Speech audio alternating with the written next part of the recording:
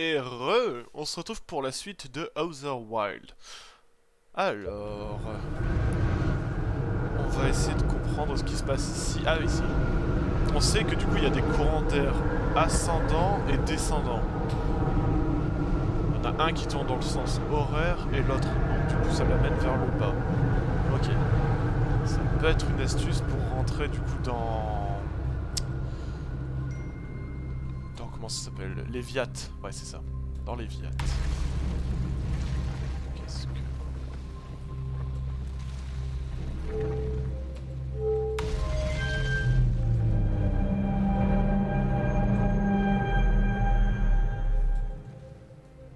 Hein?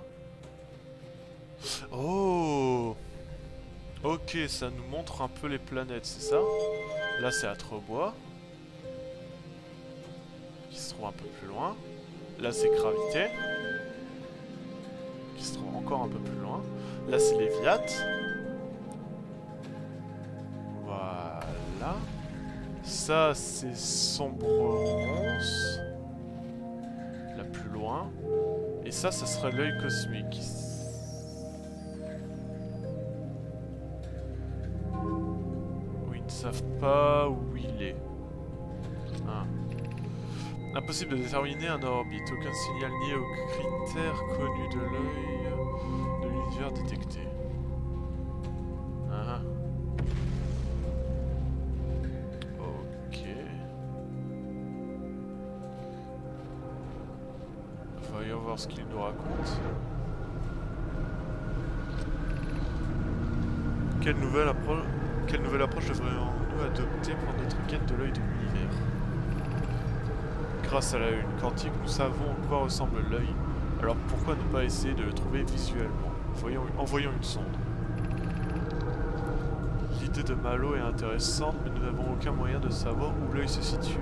Par rapport à ici, la probabilité de lancer une sonde dans la bonne direction serait dérisoire. Étant donné que nous ne sommes pas parvenus à trouver le signal de l'œil à l'aide des deux appareils différents spécialement conçus dans ce but, j'estime que nous devrions changer de méthode. Je pense avoir une solution à ce problème. Rami et Paille vont-elles parler de l'invention qu'elles mettent au point?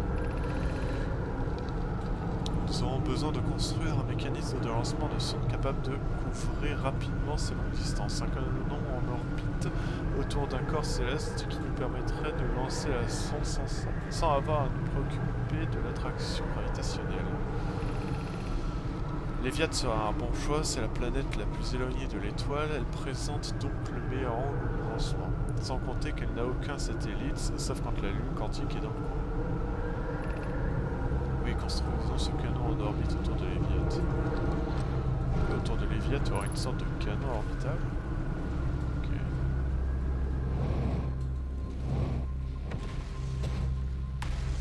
Oh.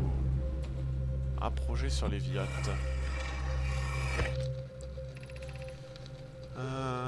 Konoha, Daz et moi étions en train d'envoyer des pièces en orbite pour l'assemblage d'une lance-sonde orbitale et l'une d'elles a réussi à couler sous le courant. Konoha, tu aurais dû voir ça, nous pensions qu'il était impossible pour une pièce de canon de s'enfoncer sous les courants, mais partiellement, mais la vôtre a coulé directement vers le noyau. Kasava m'a convaincu de ne pas tenter de reproduire le phénomène par moi-même avec d'autres pièces de canon. Mais nous sommes très curieux de savoir ce qui est arrivé. Comment quelque chose a-t-il traversé les courants? Mes remerciements pour cette question très intéressante. Voilà ce qui est excitant. Spire a réalisé une modélisation de Léviat ici à l'observatoire sud de Gravité, et celle-ci nous a révélé de quelle façon un objet pouvait se retrouver sous le courant. Je suis dans la capacité de saisir la réponse en regardant le bassin de projection. Si je me rends à l'observatoire, auras-tu l'habilité de m'expliquer? L'habilité. Si la longue randonnée souterraine jusqu'au pôle sud ne te fait pas peur, je serai ravi de te montrer. La piste part de l'équateur de Gravité. Ok. Et du coup ça... J'imagine que ça doit être une sorte de moyen de communication qu'ils avaient à ce moment-là. c'est Léviat, ok. Non, je pourrais pas y avoir accès, ok. Du coup, ça c'était sur Léviat.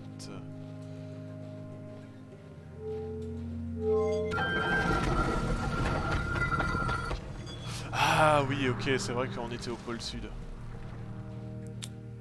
Et du coup, là, j'ai pu ouvrir le passage qui était bloqué de notre sens.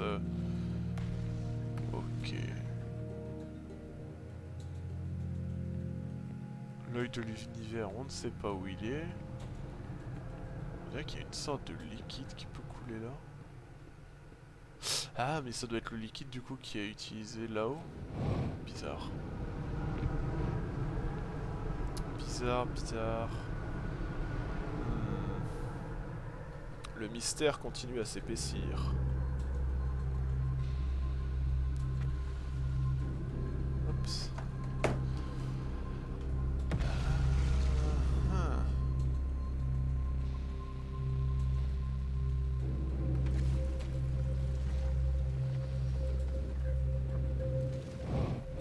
Bon, on est allé au pôle sud. Maintenant, reste plus qu'à essayer de voir ce qu'il y a au pôle... Enfin, au pôle nord. À la tour quantique. Sauf que là, ça doit être foutu. Foutu de chez foutu.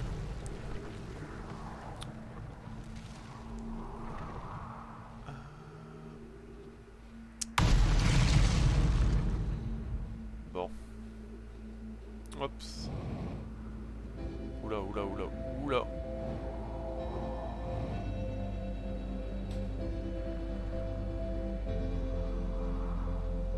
Ouais. Disons qu'on est un peu loin maintenant de la fusée. Et qu'il y a un peu un trou béant qui se balade sur la planète maintenant.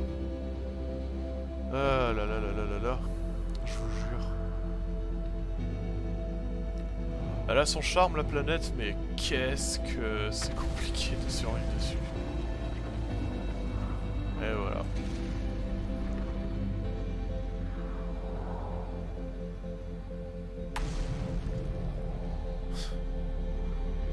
De toute façon là, le soleil va pas tarder à exploser. Regardez.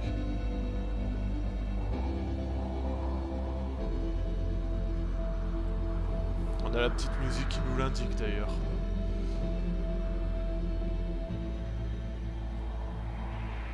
Oups. Attends, regardez ça. Comme ça on recommence une boucle tranquillement.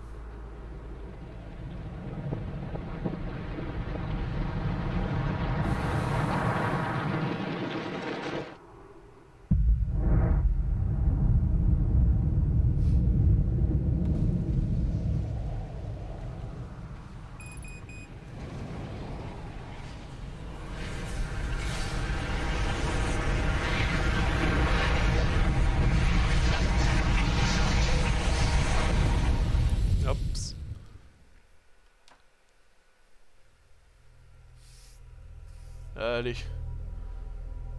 On recommence. Quoique, attendez juste un petit instant. Tac. J'en suis à... Ouais, non. Autant continuer un petit peu encore.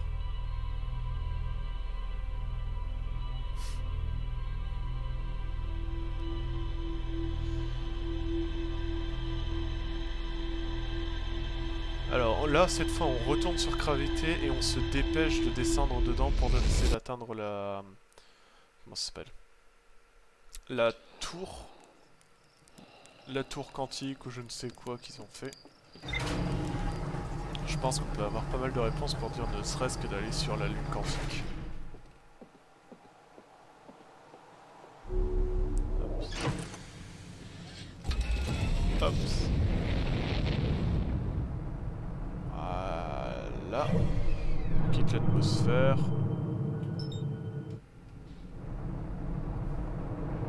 Enfin, du coup, on essaye.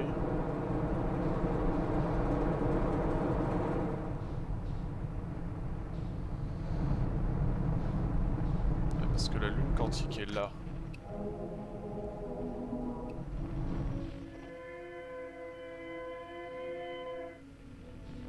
Est-ce qu'il y a une...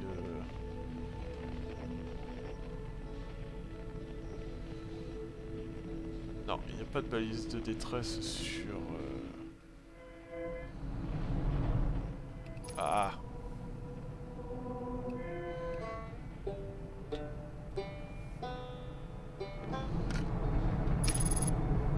Hop. Petit pilotage automatique pour essayer d'atteindre la destination.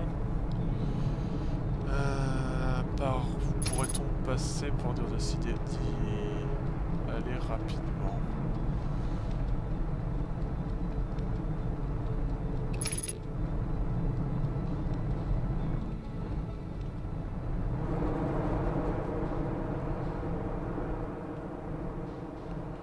Je pense que le pôle Nord pour le moment est une bonne solution. Il suffit juste de se mettre au bon endroit.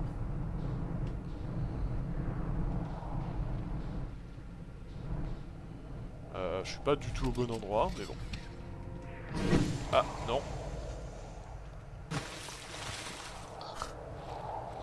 Non!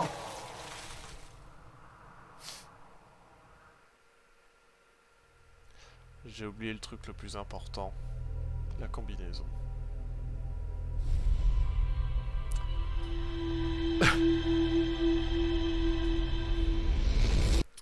Aïe aïe aïe aïe aïe aïe aïe aïe aïe, je vous jure. C'est tellement triste de mourir comme ça. C'est pas grave, on recommence. Hop, hop, hop, allez. On rentre sur ça, on récupère tout de suite la combinaison, comme ça on est sûr. On marque gravité. On décolle.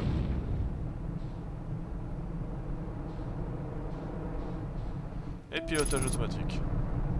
Pas de pilotage automatique tout de suite. Je suis pas encore hors de l'atmosphère.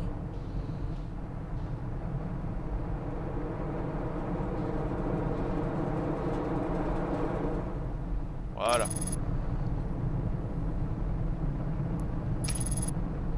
On est bon.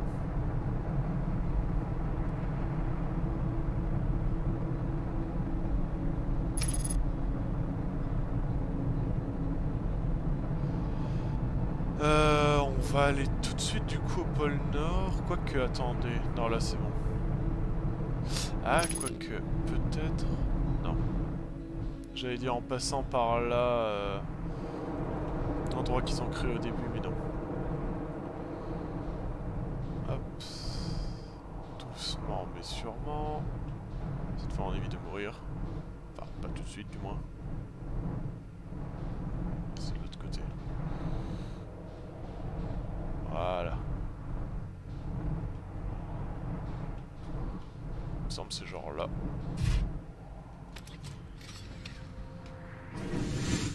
Hop. Bon, c'était un peu plus loin, mais c'est pas grave. On y est. Hop.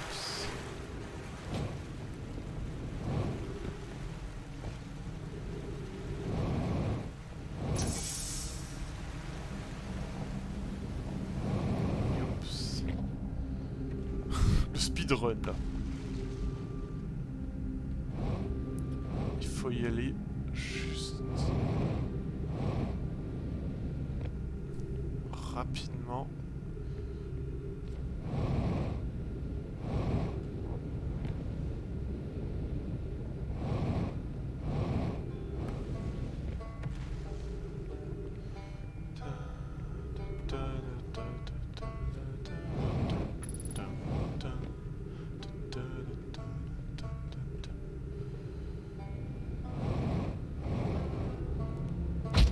Aïe.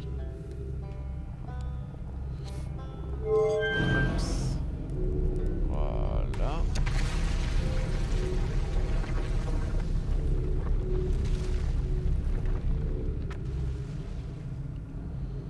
On va attendre que ça passe. Parfait.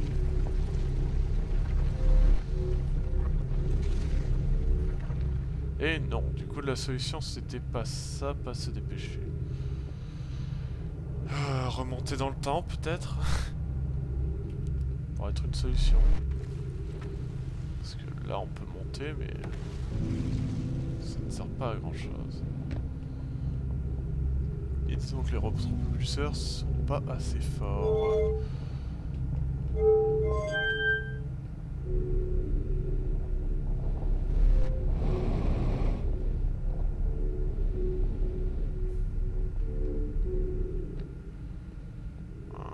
Qu'est-ce que ça nous dit ça? Entrée de la tour du savoir quantique, ouais, ça on peut pas. Observatoire sud.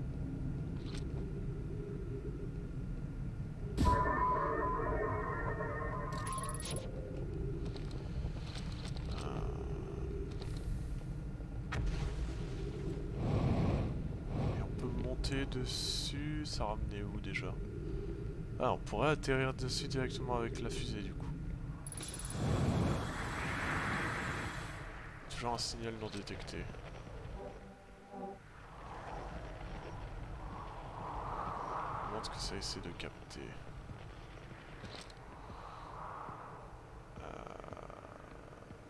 Peut-être.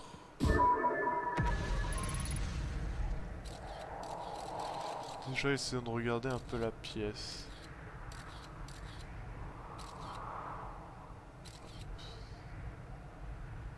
Oh, j'imagine que ça nous indique où est la Lune. Là actuellement elle est autour de gravité, ok.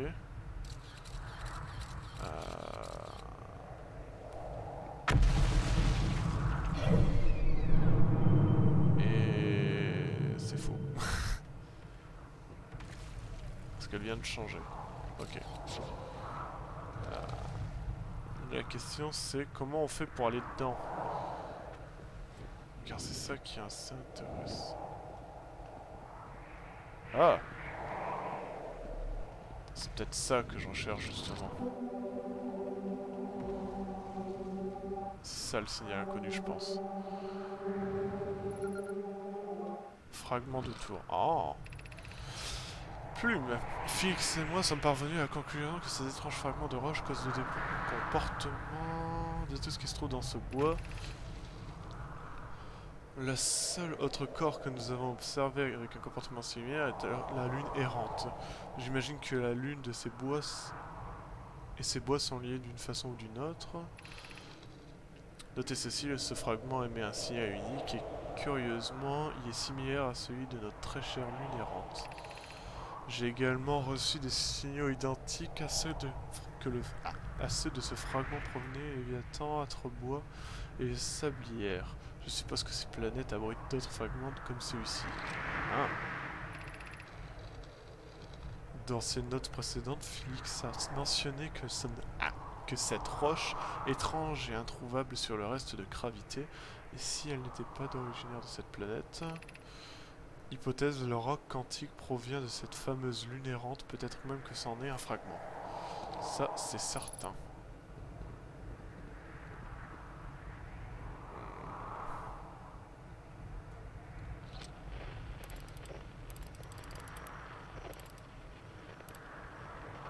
Je pense qu'on pourra réussir...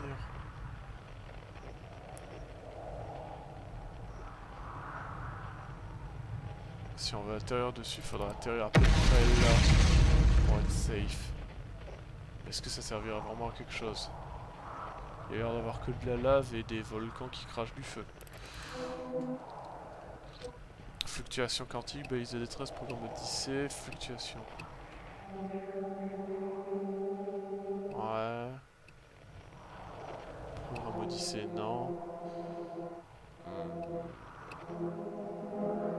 Ah ok, ça nous dit ce que c'est directement là.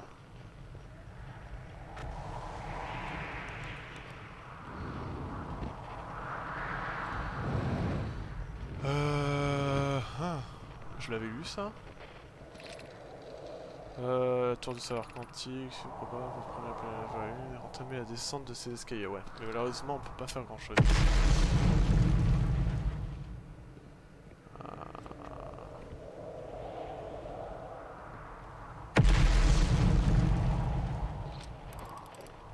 Ce que je veux c'est un guetteur. Intégrité de la surface, 100%, parfait. Bon, on a découvert qu'on peut voir maintenant les tours comme ça. Je me demande s'ils ont mis d'autres infos dessus. Certainement.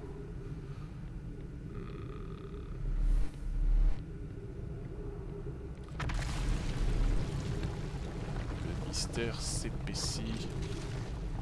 Il n'y a rien qui change.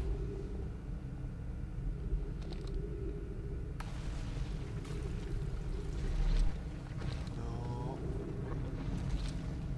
Et non. Okay. Bon. On est à combien là? 100%. C'est-à-dire que ça va pas s'effondrer. Je pense que ça doit être aléatoire les zones qui se font toucher et du coup les zones qui vont couler.